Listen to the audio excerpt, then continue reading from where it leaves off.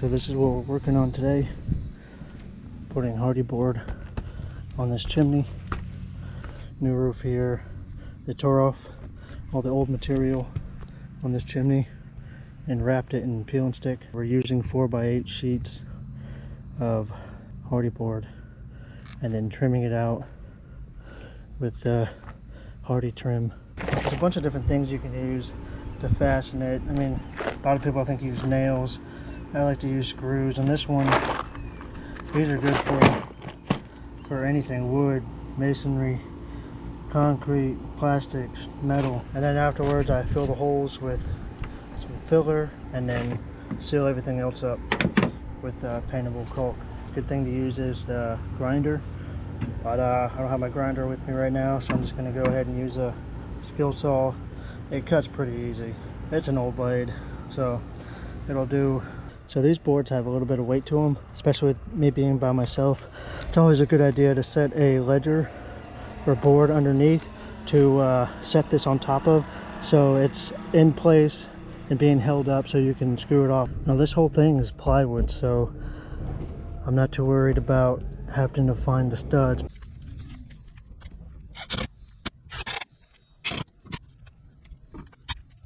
I do like to check to make sure that I'm level, just in case there's anything else that's off level. Like if my board's underneath, the ledger is not level, if the chimney itself isn't level. I'd like to make at least my boards that I'm putting on as level as possible, because it will show, especially when you put your trim on, you want all your verticals and everything to line up. If this panel is off a little bit and you go to put the trim on, it's just not going to look right. You want everything that you're putting on to be straight. So we're good. Alright, actually I take back what I said earlier. So when I'm screwing it off, even though I do have plywood and I can screw it anywhere because it's gonna go in the plywood wherever I screw it. The screws aren't countersinking as far as I need to, because I need them to countersink so that I can plug the hole with filler. So what I'm going to have to do is measure out, which it should be 16 on center, measure from the end to 16. That should be where your stud is, and do that. That way when it gets into the plywood and the stud, it countersinks the screw further in, so I can fill it in like I want to. Use these lines as a reference, because I measured 16 over from here, and it's actually right on the left side of this line. So I should be able to skip this one, go to here, and I should hit it again, and then hit it again. Each end has a different profile. This, as you can tell, it's just a flat end. This here has the profile in it, the little groove. So you got to make sure that when you cut for your next piece, that you're putting up against here the piece that needs to be. So I need to make sure that the side that goes in has this groove in it, so that when I butt it up here, it'll continue my pattern. The extra excess that I cut off the side, I'll use to finish this end.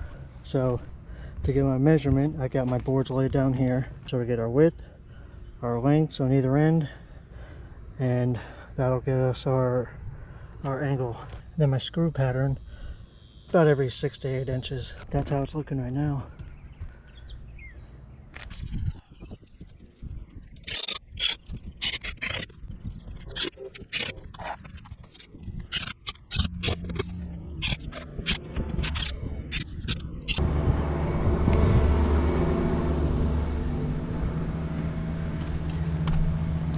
Over here it's going to be the same thing, running them bottom boards up, giving my angle to get my measurements.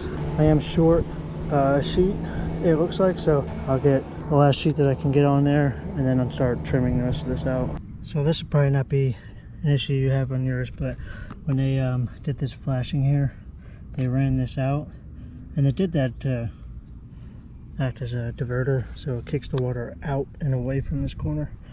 But I need to wrap my trim here, so what I'm gonna have to do, I'll still leave this part, but what I'll do is I'll cut out this part so I can bend this in and put my trim on top of it, while still keeping this diverter kicking that water out.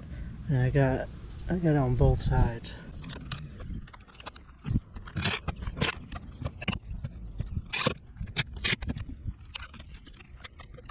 I always like to round down my corners too, so there's no sharp ends. So that's still staying here to divert the water. This is rounded off, this is folded in. Now I can put my trim. So I got my boards back under here, so I know where to set it.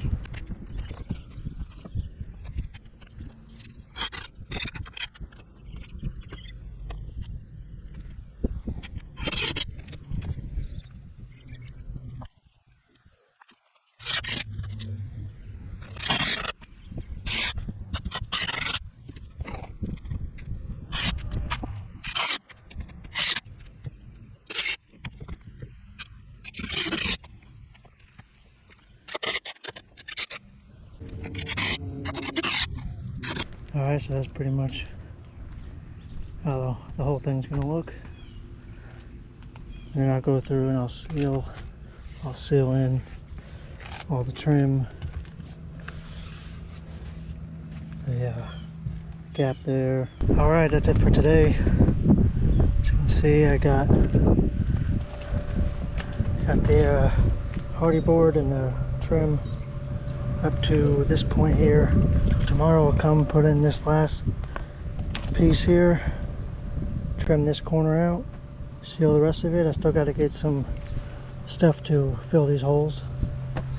Good morning, we are back here.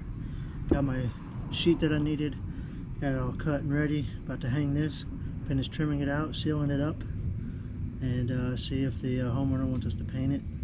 If not, then we'll be done for the day.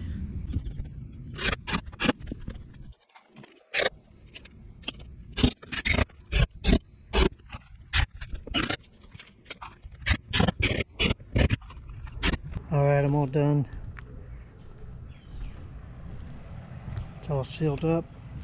Everything's primed, so the Hardie board is primed, so it's ready to paint. Everything I sealed it with is paintable, stainable. I think the homeowners are going to be painting it, so I don't have to worry about that. I got some measurements that I have to give to have a cap made for the chimney.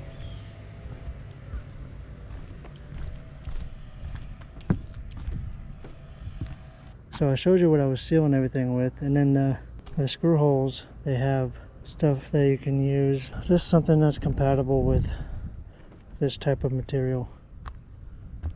But that's it for today. Here's some other videos here you might want to check out. Some other projects I worked on. Any other suggestions, let me know.